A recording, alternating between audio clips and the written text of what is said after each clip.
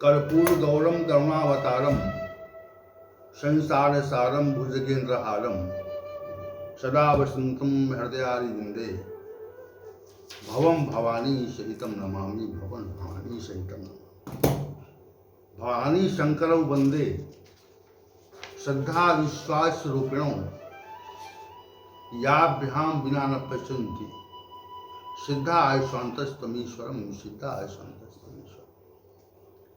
वसुदेव सुतम देवम कंस चारूर्मर्दनम देवकी परमानंदम कृष्णं वंदे सततगुरुं कृष्णं वंदे कृष्णाय वासुदेवाय हरे परमात्मने प्रणत क्लेश नाशाय गोविंदाय नमो नमः गोविंदाय नमो नमः। आज हम भारतीय दर्शन के एक प्रमुख ग्रंथ सांख्य दर्शन पर चर्चा करेंगे। महर्षि कपिल के द्वारा सांख्य दर्शन की रचना की गई है। इस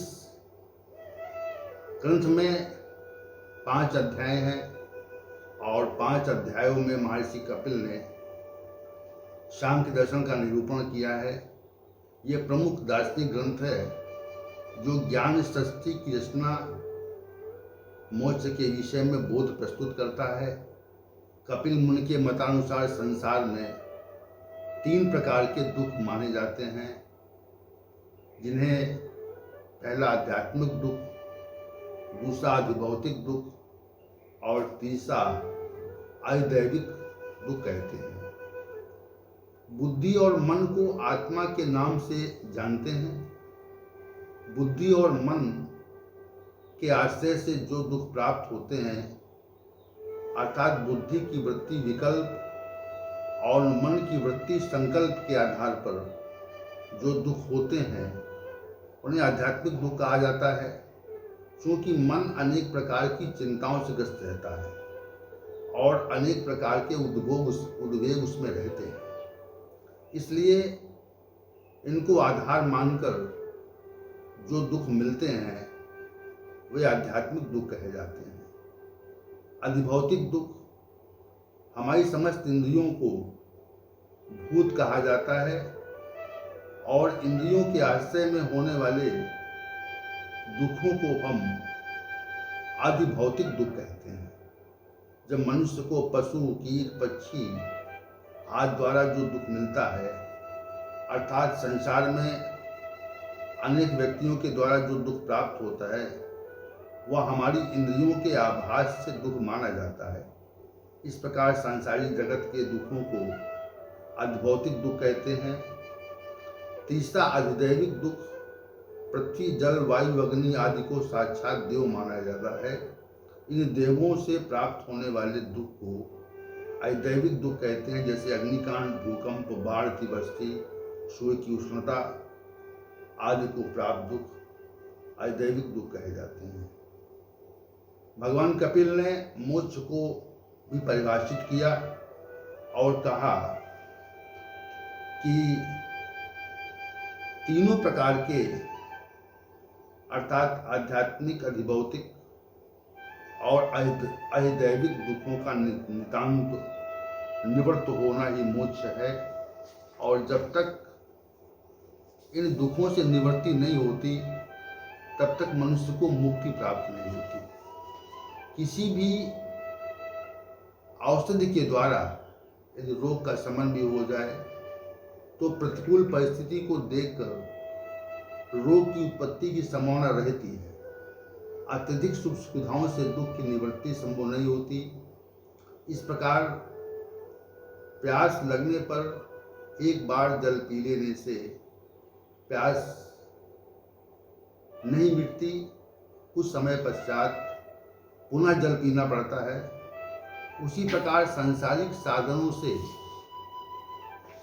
से 3 प्रकार के दुखों की निवृत्ति नहीं हो सकती। दुखों की आत्यंतिक निवृत्ति हेतु हमें प्रयास करना पड़ता है और इसी प्रयास के संबंध में भगवान कपिल ने विशिष्ट प्रकार की प्रक्रियाओं का उल्लेख किया है। इसमें 2 तत्व प्रमुख हैं। इस जगत में अर्थात इस सृष्टि में 2 प्रकार के तत्व हैं, पुरुष चेतन है और प्रकृति जड़ है। जड़ शरीर से भिन्न है और अचेतन द्रव्यों का समुदाय संघात नाम से कहा जाता है। इस संघात की प्रवृत्ति अन्न के लिए होती है। ये अन्न किसे कहते हैं? यही पुरुष है।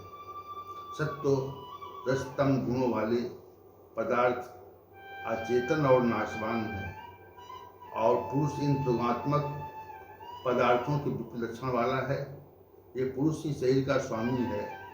इस प्रकार सांख्य दर्शन में अनेक प्रकार के विषयों का विशद निरूपण किया गया है।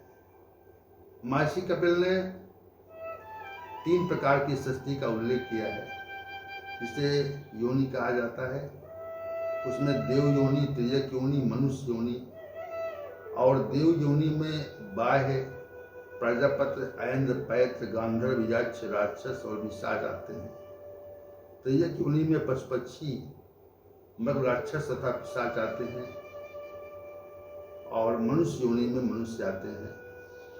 इस प्रकार 14 प्रकार की सृष्टि का उल्लेख भी भगवान कपिल ने अपने दार्शनिक ग्रंथ में किया है। भगवान कपिल के मुख्य सिद्धांत क्या हैं, उन पर चर्चा होना आवश्यक है। पहली बात, भगवान मनुष्य को अपनी आवश्यकता से अधिक वस्तुओं का संग्रह कदापि नहीं करना चाहिए। जितनी आवश्यकता हो उतनी ही मात्रा में वस्तुओं का संग्रह होना चाहिए। दूसरा, मनुष्य यदि आवश्यकता से अधिक वस्तुओं का संग्रह करता है तो अंततः उसे दुख ही प्राप्त होता है।